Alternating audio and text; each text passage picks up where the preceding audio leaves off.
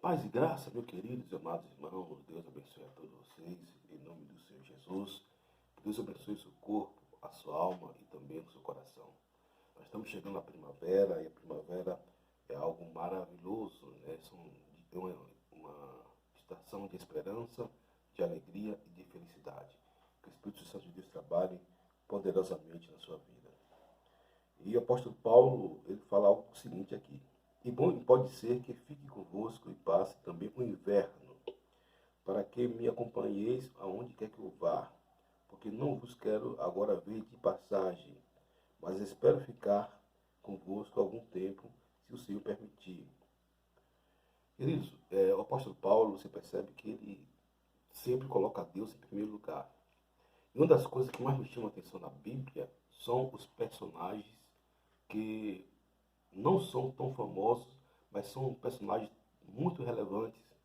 E você vai ver eu falar de alguns personagens aqui proeminentes, porque nem todo mundo que está em ascensão, né, são os principais personagens.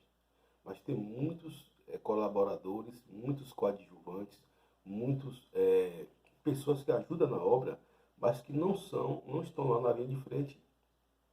E você pode perceber que na vida do apóstolo Paulo tinha muitas pessoas que ficavam assim, e o apóstolo Paulo fazia questão de mencionar tais pessoas. Né? Como também no Pentateuco, você vai ver Moisés, né, falando de várias pessoas que estavam ajudando ali, Neemias, Esdras, enfim, é um contexto que as pessoas falam sobre a questão, né, de pessoas que estão no anonimato, mas pessoas que ajudam a obra. Né? E ele fala o seguinte aqui, queridos. Ficarei, porém, em Éfeso até o Pentecoste. A Bíblia fala, ficar em Jerusalém até que seja revestido de poder.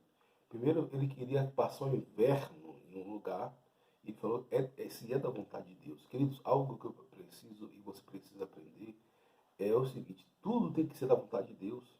A nossa vontade não tem que ficar imperiar sobre a vontade de Deus. Às vezes nós queremos que nossa vontade prevaleça, mas Deus tem que prevalecer na nossa vontade. A Bíblia fala, não vivo eu, mas Cristo vive em mim. Não vivo eu, mas Cristo vive em mim. Ora, se Cristo vive em mim, não vivo das minhas paixões, mas sim daquilo que Cristo quer que eu viva. No entanto, queridos, eu percebo o seguinte, que nós temos, olha, o cristão tem três inimigos, a carne, o diabo e o mundo. A carne, Deus manda você fugir ou crucificar as paixões da carne. Aí sabe o que o cristão faz? O cristão enfrenta, acaba se dando mal. O diabo, Deus manda você repreender. Aí o que você faz? Você foge do diabo, né? E você acaba se dando mal. E o mundo, a Bíblia fala, você nutrir amor pelo mundo, você acaba colocando amor pelas coisas do mundo, pelas paixões do mundo e acaba se dando mal. Por quê? Porque você inverte os valores. Você até age, mas age de forma diferente. Você age de forma desigual. Se você fugir, né, das paixões da carne, crucificar a carne, né? Ora, se eu fujo de algo que me dá prazer, um desejo, eu estou crucificando. E você enfrentar o diabo, você se colocar de pé firme e forte, né, contra o diabo, né, resistir ao diabo e fugirá de vós, você resiste com oração, com louvor, com jejum, né, com a palavra de Deus, com hinos, né, e ele vai fugir de você. E algo que preciso falar para você é o seguinte: existe dois lobos que tem entre você, dentro de você. Qual que ganha? Aquele que você mais alimenta.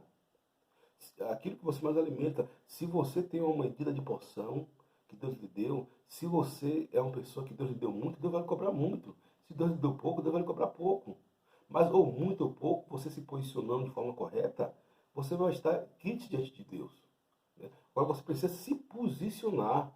Muitas das vezes o cristão precisa se posicionar. Vamos lá. Ficarei, porém, em Éfeso até o Pentecoste. Ele sabia, o apóstolo Paulo, eu gosto dele, porque ele tinha noção de espaço e tempo. Né? Você percebe que ele não era um homem alienado. Né? Queridos, muitos dos nossos amigos, né, tem pessoas que são boas, são salvas, vai para o céu, mas são pessoas alienadas, pessoas que não têm noção de espaço e de tempo. Né? pessoa que não tem noção de espaço e de tempo. Então, o apóstolo Paulo perceba que ele tinha uma noção de espaço e tempo. Né? E ele fala o seguinte, porque uma porta grande ia ficar se me abriu, e há muitos adversários. Quando você labuta na obra de Deus, querido, você vai ser calejado. Você está começando agora seu ministério, você tem 1 ano de ministério, 2 anos de ministério. Você sabe disso, você é calejado independente da obra onde Deus lhe colocou. Então, quando uma porta se abre para você, você vai ter muitos adversários. Mas nenhum deles vai prevalecer porque Cristo está com você. Nenhum deles vai triunfar porque Cristo está com você. O fato do adversário pode se levantar contra você não quer dizer nada. Quer dizer a sua postura diante desse adversário. O que é que você faz diante desse adversário? Você vai orar, você vai jejuar, você vai declarar, você vai permanecer firme, você não vai viver no vitimismo, você não vai viver na comiseração, na lamúria, na autopiedade, você não vai dar a vazão à sua carne, você não vai botar para os vícios. Como é que você se comporta diante da adversidade? Tem gente que se prostra, tem gente que vai para a autocomiseração, tem gente que vai para a lamúria, tem gente que vai para a murmuração. Mas quando você se levanta em Cristo, continua e não olha para trás, as coisas dão certo, queridos. As coisas começam a mover na sua vida, as coisas começam a se levantar de forma proativa na sua vida. Porque, queridos, a vitória é nossa, porque a gente pensa que o cristão ele é movido por prova e por luta. E toda prova e luta que ele vence, ele se mantém forte. O diabo veio roubar, matar e destruir, mas Jesus veio dar vida e vida com mudança. Então, queridos, a partir do momento que você se posiciona em Cristo, você tem vitória. Você se levanta com os olhos da fé, você se levanta com autoridade, você se levanta com unção, e não importa a luta, não importa que se levante contra você. Alguém já dizia, o pastor Lobo fala o seguinte, que um homem com Deus é maioria, 2 homens com Deus é covardia. Um homem com Deus é maioria, 2 homens com Deus é covardia. Então, queridos, Deus estando com você, você certeza que Deus está com você, e você dando condições a Deus, aquilo que nós falamos ontem, a matéria-prima de Deus, que é a fé, meu amigo, pode se levantar o mundo todo contra você e vai cair. Se levante quem quiser contra você, vai quebrar a cara. Se levante reis poderosos, se levante quem quiser contra você. Agora, claro que você precisa estar na fé, dar uns passos de fé. Se você não tiver, se alguém se levantar contra você, isso que é o erro de muitos cristãos, que o inimigo se levanta com ele, mas ele não está em Cristo, ele não permanece na palavra, ele não está em Deus, apenas tem uma fé nominal, não paga o preço e acaba sendo sucumbido pelo inimigo, acaba sendo tragado pelo inimigo, acaba sendo destruído pelo inimigo, acaba sendo derrotado pelo inimigo. Né? E qualquer cristão que ele permanece na palavra, a palavra permanece dele, e ele dá os passos de fé, o inimigo não tem vez, queridos. Mas não tem vez mesmo. Não tem esse negócio de conversa fiada não. O inimigo não tem vez. Entendeu? Agora você precisa dar os passos de fé e permanecer em Cristo Jesus. E vamos lá. E se for Timóteo, vede que esteja sem temor convosco, porque trabalha na obra do Senhor, como eu também. Portanto, ninguém o despreze, mas acompanhai-o em paz, para que venha ter comigo, pois o espero com os irmãos. Queridos, Timóteo é um cara que o apóstolo Paulo tinha um amor muito grande. Eu acho que o amor por Paulo em relação a Timóteo era mais ou menos da proporção do amor que Cristo tinha pelo apóstolo João. Cristo tinha um amor singular para o apóstolo João, né? O João que escreveu o Apocalipse.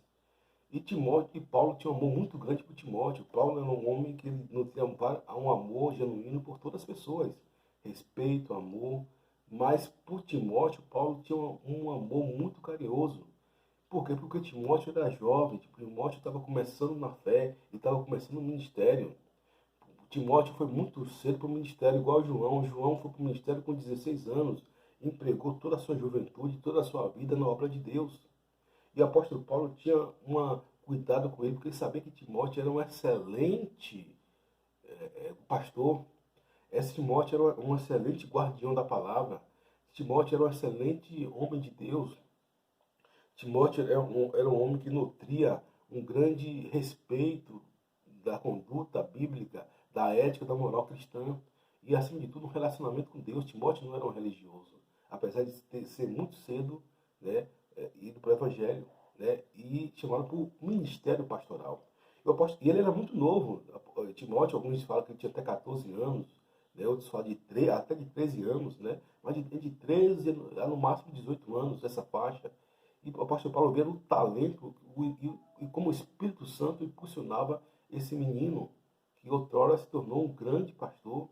Só que Timóteo tinha muitas pessoas que eram contra Timóteo por causa da idade. Ah, é um imaturo, é um isso, é um aquilo. E o apóstolo fala, ninguém te despreze por tua idade, ninguém te despreze pela tua maturidade, pelos anos de vida que você tem. Porque você foi consagrado com imposição de mãos, e você conhece as escrituras, e a essência que está dentro de você. Queridos, todo mundo que é novo no ministério, isso como as pessoas, elas vêm do ministério, ela nasce no contexto cristão, ela vem logo para o ministério logo cedo, como foi o meu caso, como foi o caso de Deu Barreto, como foi o caso de Cláudio Rossafá, como foi o caso de Cília Malafaia, como foi o caso de José Brandão, como o caso de Lorena Brandão. Então, várias pessoas dessa natureza, né? Então, a gente vem de um ministério, a gente vem de uma igreja, né, Nova Betel, eu venho da igreja Nova Betel, e novo, assim no ministério. Graças a Deus, o mundo não tinha nada para me oferecer, nem, nunca gostei nada do mundo, né? Glória a Deus por isso. É, claro que tive que fazer várias ponderações e ajustes na minha vida, como qualquer cristão. Às vezes a pessoa fala, ah, mas a pessoa não veio do mundo, a pessoa estava no mundo, a pessoa estava na igreja, mas todo mundo precisa fazer um ajuste na sua vida. E às vezes o ajuste que a pessoa faz na sua vida, estando na casa de Deus, mesmo nascendo evangélico, precisa ser muito maior do que um ajuste que a pessoa vê do mundo. Porque a pessoa vê do mundo tem um certo contexto. Então, isso é relativo, isso é muito relativo, né? Porque às vezes a pessoa gosta de rotular, pensando que é a pessoa que vem do lado evangélico, claro que tem muitas bênçãos, Deus livra de muitas coisas, mas precisa fazer o ajuste. Ao caso do filho pródigo e ao caso do filho mais velho, né? Os dois estavam desviados, né? O mais velho estava desviado dentro de casa, né? Era religioso, não tinha relacionamento com o pai, era um homem pragmático, era um homem frio, calculista. O outro não, o outro pisou pela jaca, mas veio e tal. Agora, se o outro, né, também se convertesse, olha, eu fui religioso e tal. Então, a cerne ali, são vários aspectos ali naquele texto. É o irmão mais velho, o irmão mais novo, o empregado, o pai, né, que você precisa analisar friamente, né, e tecnicamente. Friamente no sentido espiritual, no sentido de você fazer disciplina matéria, né? Não no sentido de calculista. Veja só, portanto também ninguém o despreze, mas acompanhai-o em paz para que venha ter comigo, pois espero com os irmãos. Então o apóstolo Paulo tinha um amor imenso. Na minha opinião, o apóstolo Paulo fala de centenas de pessoas aí que ele apoiou no ministério. Mas Timóteo, para mim, foi o, a ponta de lança, né? A ponta do ouro, a ponta do diamante, né?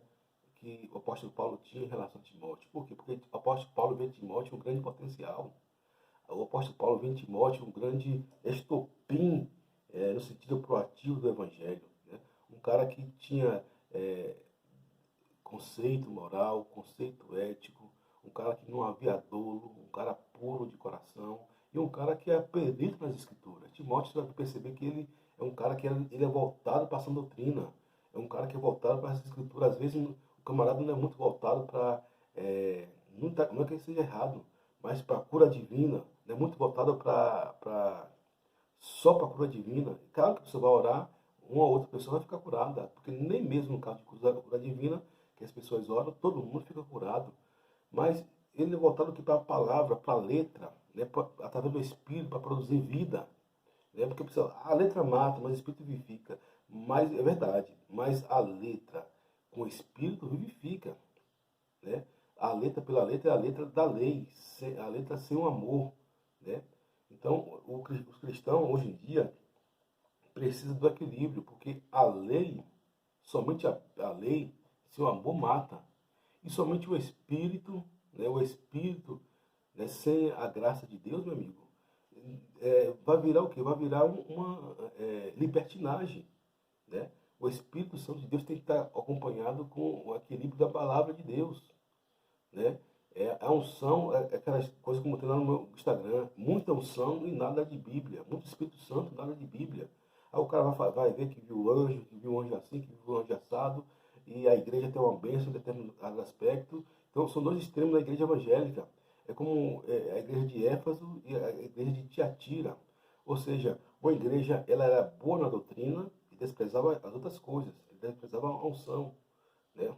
Então, era uma igreja fria, uma igreja que maltratava seus membros, uma igreja que tolerava, não tolerava nada, né? Mas foi uma igreja cruel, né? Uma igreja que alguém caía, ele se disciplinava, uma igreja religiosa. A igreja de Tiatira, de Éfeso, tolerava, não tolerava, já uma igreja voltada para os dois espirituais, né? Mas um fraco de doutrina. Então, a igreja tinha libertinagem, igreja que tinha coisas, né, totalmente inesperadas para o cristão. Então, você vê que a igreja de Coríntios foi dessa forma. Foi a igreja que foi mais usada nos dois, foi a igreja de Coríntios. Agora, pense na igreja que, que não tinha libertinagem, ou que tinha libertinagem, uma igreja totalmente sem padrões, sem pudor, mas era usada no Espírito, era usada nos dons. E o apóstolo Paulo teve que ser incumbido por Deus para poder disciplinar a matéria da doutrina cristã naquela igreja. Porque muita unção, nada de poder. Muita unção, nada de Bíblia. Ou muita Bíblia e nada de unção. Então tem que andar coerente, certo. Tem que estar no equilíbrio certo. Amém, queridos? Aí ele vai falar aqui. E acerca do irmão Apolo, roguei-lhe muito que fosse com os irmãos ter convosco, mas na verdade não teve vontade de ir agora. Irá, porém, quando lhe ofereça por ocasião. Então, ele falou que ele trazesse também Apolo. Apolo era um cara já mais maduro, segundo estudiosos, praticamente da idade de Paulo. Segundo alguns estudiosos, Apolo tinha se convertido primeiro que Paulo, né? E Apolo era aquilo que o povo que esperasse que Paulo fosse, né? No momento. Apolo foi aquele grande homem de Deus, mas um homem simples, um homem humilde. É tanto que as pessoas compararam Apolo e Paulo, e os dois tinham maturidade na fé, queridos. Os dois serviam um reino. Os dois não servia, não ficava se degladiando para saber quem era melhor, para saber quem falava melhor, para quem tinha mais influência. Os dois combatia o pecado, combatia Satanás. Os dois era pró-reino, a favor do reino de Deus. Não o que acontece hoje, pastor combatendo pastor, né? Em vez de o pastor tratar dos membros, ele fica combatendo um ao outro para ver quem fala melhor, para ver quem sabe mais Bíblia de cor, para ver quem sabe quem já fez mais curso, para ver quem escreveu mais livro, para ver quem tem mais doutorado, mestrado, para ver quem fala mais bonito, tem um vernáculo bonito, para ver quem se expressa melhor, para ver quem entende mais de teologia, de eclesiologia, de espiritualidade, para ver quem ora mais. Queridos, isso são discussões tolas. Como o apóstolo Paulo falou, um dizem que eu sou Apolo, um dizem que eu sou de Efésios, mas eu sou de Cristo, eu sou de Deus, nosso Senhor. Então, essa questão que Paulo tinha com Apolo foi uma questão que as pessoas jogavam. E Paulo, queridos, a questão de Paulo era o rei. Paulo era um craque, como o pessoal fala, no mundo espiritual. Você já viu aquele pastor que é craque, o pastor que não se mete em questões tolas, fúteis, vis, banais, que ele despreza essas questões? Às vezes o pastor, rapaz, fulano de tal pregou melhor que você. Ele, amém, glória a Deus, que Deus use mais esse camarada. Pastor, alguém escreveu mais livro que você, amém, glória a Deus. Louvado seja o nome do Senhor, que isso seja bom. Alguém chega sempre com conversa, alguém estudou em uma faculdade melhor que a sua, amém, glória a Deus, esse cara é o bambambam. Bam, bam. Alguém tem um curso melhor do que o seu, glória a Deus, louvado seja o nome do Senhor. Alguém sabe a Bíblia mais que você, o pastor que é craque, quer dizer, craque, eu digo, cheio do Espírito Santo, né? Glória a Deus, Deus abençoe. Então, ele não cai nesses litígios, ele não cai nessas conversas torpes, nessas conversas de comparação, essas conversas tolas, nessas conversas banais, né? O que importa a ele é a proatividade do reino. E quando alguém quer colocar algo contra ele, ele tira de tempo. Ele não cai nessa asneira, né? Aí ele fala aqui, vigiai, estáis firme na fé, portai-vos varalmente e fortalecei-vos. Vigiar, queridos, uma coisa que nós precisamos entender é o seguinte, é vigiar. Vigiar e orar. Se a gente vigiar, a gente não precisa orar, muitas das vezes. Né? Às vezes nós nos passamos porque nós não vigiamos a palavra, nós reagimos, nós estamos ali bem, né? Mas não há nada que o sangue de Cristo venha nos perdoar, não há nada que o sangue de Cristo venha nos restaurar, não há nada que o sangue de Cristo venha nos reerguer. Né? Então o que nós precisamos é isso, estar vigiando, né, de ambas as partes. E se a gente, por um momento, ceder, né, a gente cair, se a gente pisar na bola, o sangue de Cristo tem poder, o sangue de Cristo está aí para nos reerguer, né, e que possamos vigiar, né, para não cair no mesmo erro outra vez. É como Davi cometeu vários pecados, mas você não vai ver Davi cometendo os mesmos pecados, ele vigiou, e, e isso é um exemplo para nós, né, para a gente não cometer os mesmos pecados. Todas as vossas coisas sejam feitas com amor. Queridos, eu vi uma frase de Lacan. Você sabe que eu gosto muito de filosofia, de coach, no lado proativo. Eu examino tudo que é tempo que é bem. Graças a Deus, Deus me deu uma mente analítica, sintética, de analisar tudo e ter que obedecer. Tem gente que não tem essa capacidade, reconheço, não peca não. Mas tem gente que tem essa capacidade de examinar tudo. Eu li um livro de 600 páginas em uma semana, 2 semanas, e sintetizo ele todo. Porque Deus me deu esse dom. Deus me deu essa graça. Então, eu li, estava vendo uma frase de Lacan, ele fala o seguinte, que amor é você trocar coisa nenhuma por nada. Ou seja, o amor não vai esperar nada de ninguém. Pelo contrário, o amor você vai doar. Você trocar coisa nenhuma por nada. Mesmo que você dê algo que seja valioso para alguém, você não vai esperar nada daquele alguém. Por quê? Porque você deu por amor. Então, o amor é você trocar coisa por nenhuma por nada.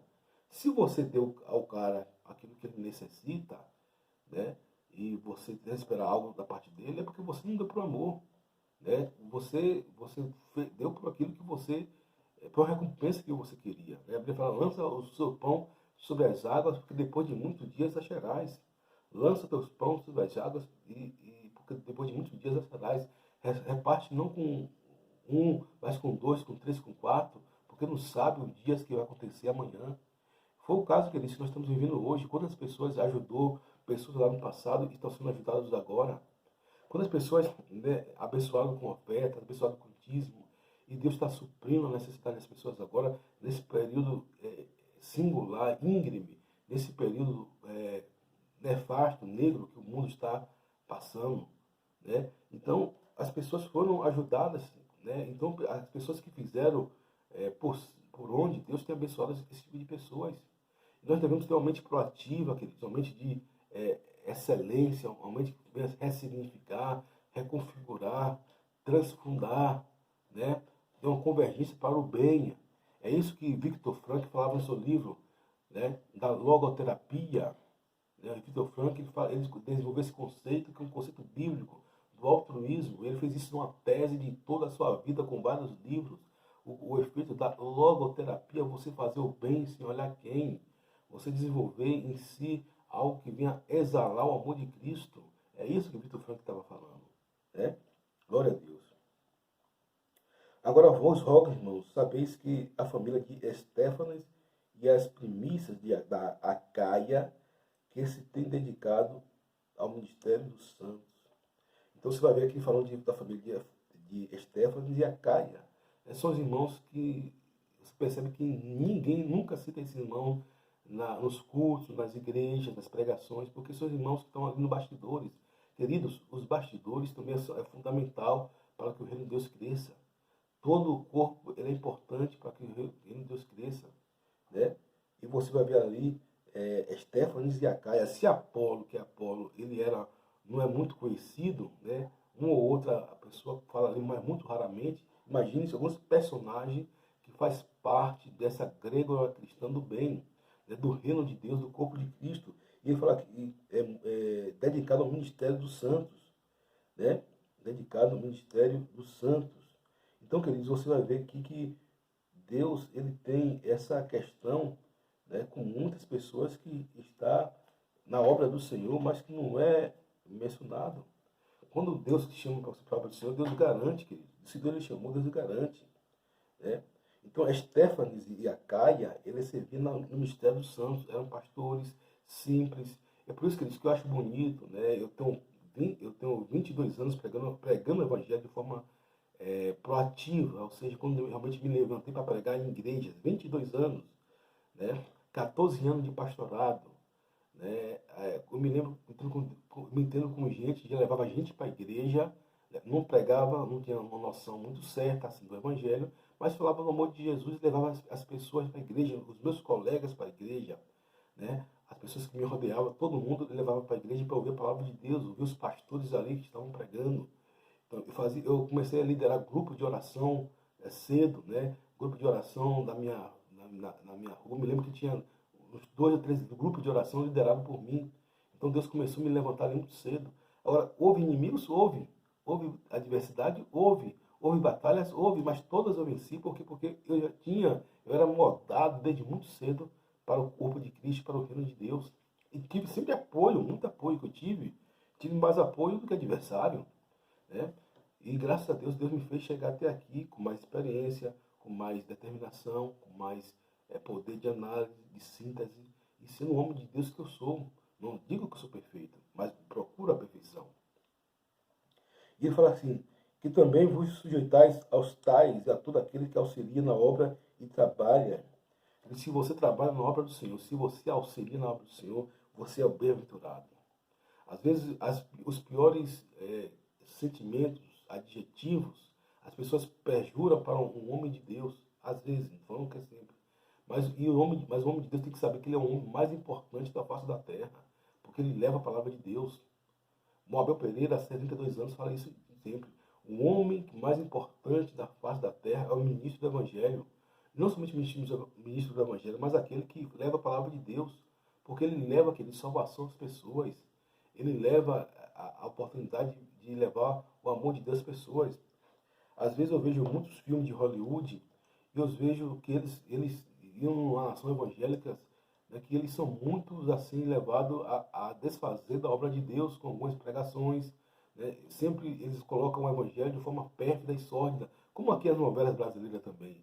Mas eles deturpam, isso é uma inversão, né, que o diabo faz para poder deturpar a fé, né, para colocar os evangelhos como brocos, como tolos, e não é assim, né? Você percebe que é o seguinte, que mais por outro lado tem muitos filmes que são proativos, né, que os próprios atores de Hollywood fazem, que o filme de cunho evangélico com dirigente ao evangelho. É o exemplo da Cabana, é o exemplo da Quarto de Guerra, é o exemplo da Colheita de Fé, é o exemplo do Deus está morto, né?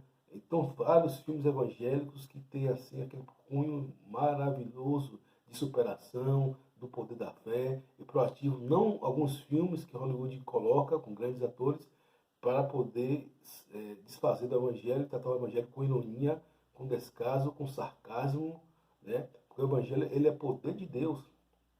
Agora, se a pessoa pega um fato para poder descaracterizar o evangelho, isso aí já é a maldade da pessoa. Ele fala aqui, amém? Foco, porém, com a vida de Estéfanes, de Fortunato e de Acaico, porque estes supriram que da vossa parte me faltava, porque recriaram meu espírito e o vosso. Reconhecei, pois, aos tais. Fogo, porém, com a vida de Estéfanas, de Fortunato e de Acaio, porque eles supriram o que da vossa parte me faltava, porque recrearam o meu espírito e o vosso. Reconhecei, pois, aos tais. Então eu falo aqui de 3 personagens: Estéfanes, Fortunato e Acaio, que supriram uma parte daquelas pessoas que o apóstolo Paulo tinha citado anteriormente, como Estéfanas e Acaia. Aqui é Caico. A Estéfanas e Acaia dedicou o ministério à obra dos santos, em alguma parte, mas ele não completaram, né, outra parte. Por que, queridos? Tem pessoas que completam nossas vidas de forma diferente. E Fortunato, Acaico e Estéfanes supriu uma necessidade que o apóstolo Paulo estava sentido. E alegou o apóstolo Paulo no espírito. Não tem aquela pessoa que alega você no espírito. E o apóstolo Paulo fala o seguinte, algo que eu gosto muito, conhecei, pois, aos tais, ou seja, são homens de Deus, são pessoas proativas do reino, são pessoas que você precisa reconhecer lá no reino de Deus, como homem de Deus, como mulher de Deus, reconhecer os tais, queridos, quando Deus reconhece você, não importa onde você esteja, não importa a luta que você tenha passado, não importa como você tenha se sentido, mas se você tem trabalhado em Deus, Deus ele reconhece você. Não é claro que você precisa melhorar cada dia, mas não é pela sua performance cristã, não é pela sua performance individual cristã, mas pela graça de Deus. E Deus reconhece como você. Às vezes Deus reconhece a mim, às vezes nós chegamos esgotados, né, da própria luta pelo reino, mas Deus ele nos reconhece. Então, uma palavra que fica forte aqui é reconhecer, pois, aos tais. Porque mesmo que despreze a tua mocidade, mesmo que despreze o teu chamado, Deus reconhece. E as pessoas também reconhecem, as pessoas de bem reconhecem. Tem um ditado que diz o seguinte: águia reconhece águia. Pardal não, mas águia reconhece águia. E se você é uma águia, você vai reconhecer outra águia. Né? Porque a águia é um animal salutar. A águia não reconhece urubu, corvo, pardal, mas águia reconhece águia. Reconhecei-o como os tais. Deus abençoe a todos. Um forte abraço em nome do Senhor Jesus.